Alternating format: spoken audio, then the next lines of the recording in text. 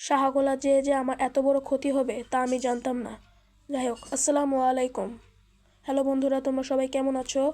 আশা করি তোমরা সবাই ভালো আছো। আল্লাহর দয়ায় আমিও ভালো আছি। তোমাদের মধ্যে অনেকেই কমেন্ট করেছো শাহগোলা যেতে। ইতিমধ্যে তোমরা জেনে গেছো আমি আমার দাদু বাড়ি রানীনগর নওগাঁয় আছি। তোমাদের মধ্যে অনেকেই কমেন্ট করেছে শাহগোলা যেতে এবং মালাই চা খেতে। এ কারণে আমরা 300 টাকার বিনিময়ে ভ্যান ভাড়া করে আমি, আমার আব্বু, আমার আম্মু এবং একটা ভাই মিলে আমরা সবাই শাহগোলা যাচ্ছি।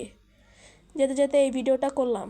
তোমরা সবাই এই ভিডিওটা সম্পূর্ণ দেখবে এবং লাইক, কমেন্ট, শেয়ার এবং সাবস্ক্রাইব করবে। যেতে যেতে আমি দেখলাম বড় রাস্তা, একটা রেল লাইন, অনেক বড় একটা রেল লাইন। রেল লাইনের ওপর মানুষ ছবি তুলছে, ভিডিও করছে, অনেকে আবার ভয়ে ভয়ে হেঁটে হেঁটে যাচ্ছে। তোমাদের সামনে এটা উপস্থাপন করলাম। এবার দেখতে পেলাম একটি বড় ট্রেন আমাদের সামনে দিয়ে অতিবাহিত করলো। ট্রেনটা অনেক বড় ছিল এবং অনেক যাত্রী।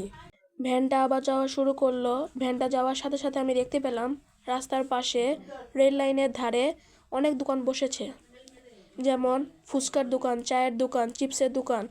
কোনো দোকান নেই যা বসেনি। আমরা প্রায় শাহগোলা এসে গেছি এবং তোমরা দেখতেই পাচ্ছ অনেক মানুষও আমার মতো শাহগোলা আসতেছে। বাইকে করে, রিক্সায় করে, অটোতে করে অনেকেই এখন শাহগোলা আসতেছে। এখন তো ঈদের সিজন, এ কারণে অনেকেই এখন শাহগোলা আসতেছে চা খাবে বলে। আমরা প্রায় শাহগোলা এসে গেছি, তোমরা সবাই দেখতে থাকো। তোমরা দেখতেই পাচ্ছ আমরা এই মাটির ভাঁড়ে চা খাবো। তোমাদের মধ্যে যারা রানীনগর থাকো তারা অবশ্যই জানবে শাহগোলা মাটির ভাঁড়ের চায়ের জন্য বিখ্যাত এবং এই চা খেতে অনেক মজা। আর তোমাদের মধ্যে যারা খাওনি তারা অবশ্যই এই মাটির ভাঁড়ের চাটা খেয়ে দেখবে। তোমরা যদি এই মাটির ভাঁড়ের চা না খাও তাহলে তোমরা অনেক বড় জীবনে একটা মিস করবে। আমরা অবশেষে শাহগোলা এসে পড়েছি। তোমরা সবাই দেখতেই পাচ্ছ এই শাহগোলা রেলওয়ে স্টেশনের পাশে অবস্থিত। তোমরা সবাই দেখতে পাচ্ছ আমাদের আসার আগে শাহগোলা পুরো ভরে গিয়েছে মানুষে। তোমরা সবাই জানো শাহগোলার চা খেতে খুব মজা, এই কারণে মানুষ আসে দূর দূরান্ত থেকে এই শাহগোলার চা খেতে। আমরা অবশেষে শাহগোলার চা নিয়ে নিয়েছি এবং আমি টেস্ট করব। তোমরা সবাই এই ভিডিওটা দেখতে থাকো। আমি দ্বিতীয়বার এই শাহগোলার চা খেলাম, দেখলাম আগের চেয়ে এর স্বাদ আরও বেড়ে গিয়েছে। অবশেষে আমাদের চা খাওয়া কমপ্লিট।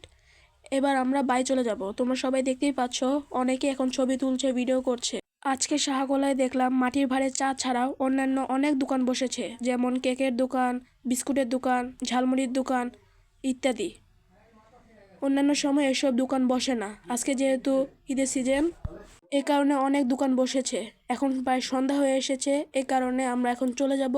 সবাই এই ভিডিওটা সম্পূর্ণ দেখেছেন, আশা করি সবাই ভিডিও লাইক দিবেন।